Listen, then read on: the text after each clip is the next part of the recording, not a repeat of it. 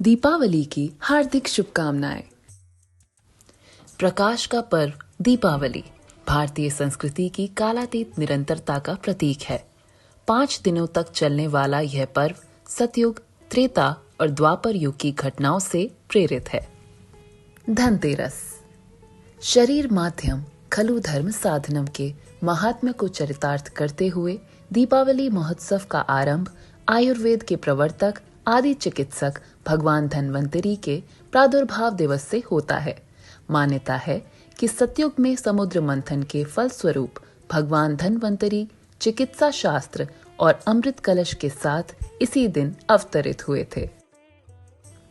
नरक चतुर्दशी छोटी दीपावली द्वापर युग में भगवान श्री कृष्ण और उनकी पत्नी सत्यभामा ने कार्तिक मास के कृष्ण पक्ष की चतुर्दशी तिथि को असुर राज नरकासुर का वध करके पृथ्वी को उसके अत्याचार से मुक्त किया था। दीपावली सतयुग में माता लक्ष्मी का अवतरण समुद्र मंथन के फलस्वरूप हुआ था। मान्यता है कि माता लक्ष्मी इस दिन अपने मानस पुत्र श्री गणेश के साथ पृथ्वी भ्रमण करती हैं।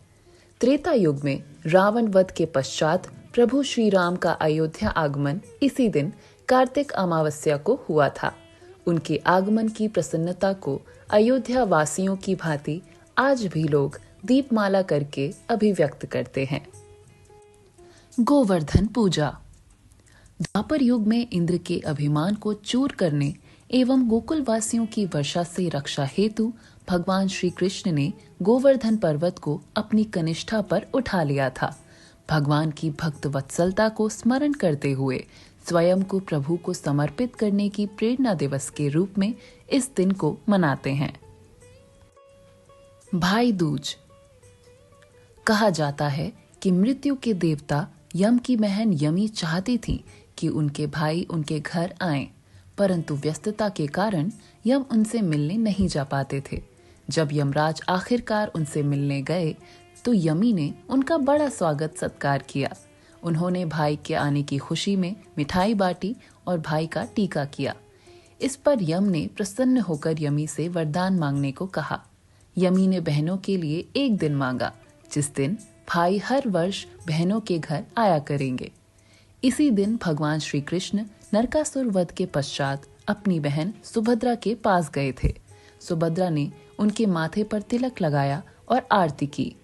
इन कारणों से भाई बहन के निश्चल प्रेम का पर्व भाई दूज कार्तिक मास के शुक्ल पक्ष की द्वितीया को मनाया जाता है। भारत की चेतना उसकी संस्कृति है। अभय होकर इस संस्कृति का प्रचार करो। स्वामी विवेकानंद। ऐसी और रोचक लघुकथाएं पढ़ने के लिए www.samarthyaforbharat.com पर जाएं।